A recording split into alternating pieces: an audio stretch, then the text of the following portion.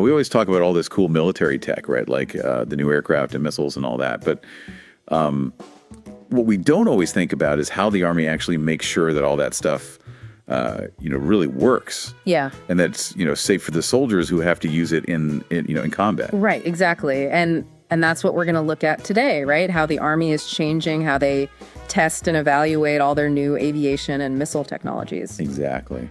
It's a pretty fascinating topic. It is. So we're going deep on a presentation that took place just a few weeks ago, actually.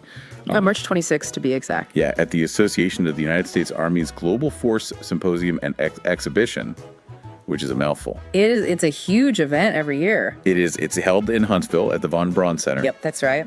And this presentation was all about the future of testing and evaluation, as it relates to these new technologies. Mm-hmm. And it featured some really key players from the U.S. Army Test and Evaluation Command, ATEC, and the U.S. Army Redstone Test Center, RTC. So we're talking about, the folks who are really on the front lines of making sure this stuff is ready for prime time. Exactly. They're the ones who actually put this equipment through its paces. Right. And the speakers were Major General Torture Patrick Gayton, who is the commanding general of ATEC, and Command Great Major Bradford Smith, also from ATEC. Okay. And then from RTC, we had Cole Joseph Alexander, who's the commander. Right. And Kenny Chenoweth, the technical director. Uh-huh. So a pretty impressive lineup. Yeah, a lot of experience in that room for sure. Absolutely. So let's dive into what they had to say. All right. Well, Major Gen Gayton really, laid out ATEC's mission right up front. Yeah. Their core responsibility is to conduct all this testing and evaluation so they can give, solid information to the Army's leadership. And the ultimate goal is to make sure that when soldiers, sent into battle, their equipment's going to work. Right. It's going to be effective, and most importantly, it's going to be safe. Yeah, I mean, nobody wants to send soldiers out there with equipment that could potentially, put them in even more danger. Exactly. And Gayton said something that really stuck with me. He said, quote, "When we send soldiers to war, the equipment works, is effective, and is safe for those soldiers, and that doesn't happen by accident." That's a great quote. I thought so too.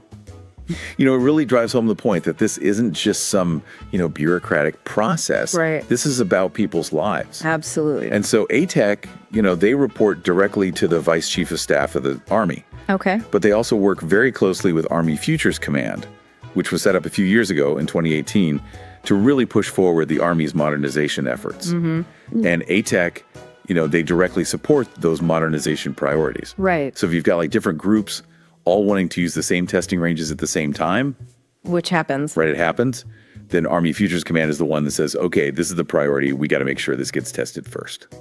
Interesting. So they're really working hand in hand. Yeah, they are. To make sure that everything's moving along smoothly. Exactly. Okay. So, we're talking about ATEC as this, organization. And you might think like, oh, it's just a small group of people. But yeah, it's huge. It's a massive undertaking. Command Major G. Smith laid out some pretty impressive numbers for us. They have about 8,100 personnel total. Wow, that's a lot of people. It is.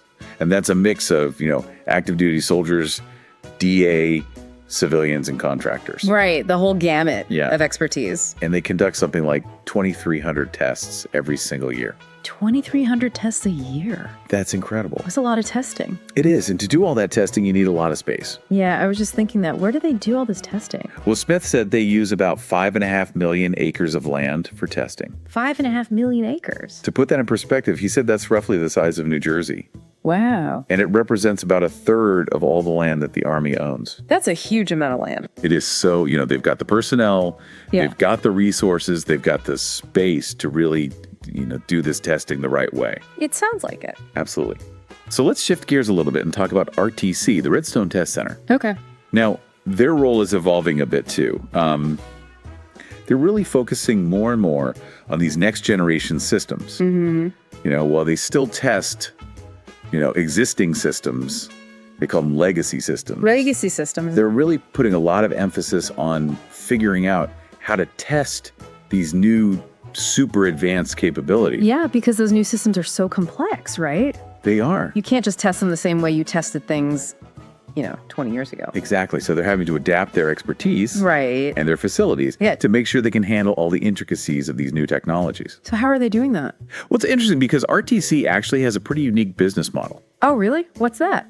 Yeah. Kalva'o, Alexander explained that they operate on a reimbursable basis. Reimbursement. Yeah. So unlike a lot of government organizations that get, a set budget every year, Right. RTC actually has to go out and win work. Interesting. They have to demonstrate the value that they provide to their customers, which are often other parts of the Army or, related organizations. So it's almost like they're running their own business within the Army. That's a great way to put it. That's fascinating. It is. And Kenny Chenoweth, who's the technical director there, he's been at RTC for over 20 years. Okay. He said that this business model actually drives innovation. Oh, makes sense. Yeah, because they have to constantly be improving their methodologies and their capabilities in order to stay competitive. Right. If they're not offering the best testing services, then other organizations might go somewhere else. I see. So they have to stay on the cutting edge. Exactly. Yeah. And Yeah. Chenoweth also emphasized that this leads them to start testing much earlier in the acquisition cycle. Okay. So, traditionally testing might have happened, pretty late in the development process. But now they're getting involved much sooner. Got it. And the reason for that is pretty simple. If you can identify problems early on, Yeah. it's much easier and cheaper to fix them Makes sense. than if you wait until the system is almost ready to be fielded. Absolutely. You don't want to have to go back and redesign something from scratch. Exactly. So it's all about, getting ahead of those problems. So are there any concrete examples of how they're doing this faster testing? Yeah, Chenoweth gave a great example. He talked about their work with the Future Long Range Assault Aircraft Program, FLRAA. FLRAA. Yeah, and also their RTC approach to persistent integrated developmental testing, Rapid T systems. Rapid T? Yeah, now they've developed these really sophisticated tools that basically connect all the testing requirements to the actual tests themselves and the data that comes out of those tests. Okay, I'm following you. So imagine you've got like a digital blueprint Right. where every single requirement for this new aircraft is linked to the specific tests that are designed to validate that requirement. And then all the data from those tests is also right there. Interesting. So before they had to do all this manually, Oh, wow. cross-referencing documents, and it could take weeks to verify that all the requirements had been properly tested. Neat. Yeah, but now with these new tools, Chenoweth said they can do it in minutes. Minutes. Yeah, it's a huge time saver. That's incredible. And what that means is that the feedback loop between the testing phase and the decision-making process is much, much shorter. Right, so they can make changes and adjustments much faster. Exactly, and that ultimately means that they can get effective and safe equipment out to the soldiers in the field more quickly. That makes a lot of sense. So, we've talked about how RTC is changing its approach to testing, but they're also looking ahead to the future. Okay. They're developing entirely new methodologies for testing these advanced systems. They're integrating all sorts of new technologies into their testing processes. Right, keeping up with the times. Right, exactly. And they're even expanding their facilities to make sure they have the space and the resources to test these cutting-edge platforms. So they're really going all in on this transformation. They are. Okay. Now, you mentioned earlier that this presentation was part of the AUSA Global Force Symposium. Yes.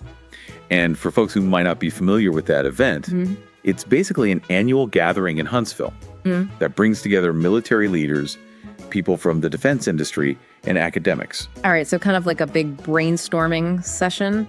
Yeah, you could think of it that way. They talk about all the latest advancements in military technology and what the future might hold. Interesting. It's a really important forum for dialogue and collaboration. Yeah. Everyone's sharing ideas and insights. And that's where ATEC and RTC chose to announce all these changes. Exactly. So it shows you how seriously they're taking this. Right. And just to wrap things up for everyone listening, Okay. RTC is a subordinate command of ATEC. Right. And they're located on Redstone Arsenal. And their main job is to provide the expertise, the facilities, and the capabilities to test all sorts of military systems. Yeah. From big, complex things like missiles and aircraft down to individual sensors and components. So they really cover the whole spectrum. They do. Okay. So we've covered a lot of ground today. We have. What would you say is the key takeaway from all this? I think the biggest takeaway is that the Army is really serious about transforming how it tests and evaluates its equipment. They know that technology is changing faster than ever before. Right. And they're doing everything they can to make sure their testing processes can keep up and even stay ahead of the curve. Yeah. Ultimately, it's all about making sure that the equipment our soldiers are using is effective and safe. Right. And I think for our listeners, it's important to understand just how much effort and ingenuity goes into that process. Absolutely. It's not just about, building a new aircraft or a new missile. Right. It's about putting it through its paces in every way imaginable. And making sure that it's going to perform as expected in real world situations. Exactly. So it's a really critical part of national security. Couldn't agree more. This has been a really fascinating discussion. Yeah, it's great to see how these organizations are adapting and innovating. And it really makes you think about how these same principles of, early and integrated testing could be applied in other fields too. That's a good point. Not just in the military, but in any industry where you're developing complex technology. Right. Imagine if we could identify potential problems much earlier in the development process for, new cars or medical devices or even consumer electronics. It would certainly make things safer and more efficient. Exactly. So it's definitely something to think about. Food for thought. Indeed. Well, this has been great. Thanks for joining me today. My pleasure. And for all of you listening, thanks for tuning in to The Deep Dive. We'll see you next time.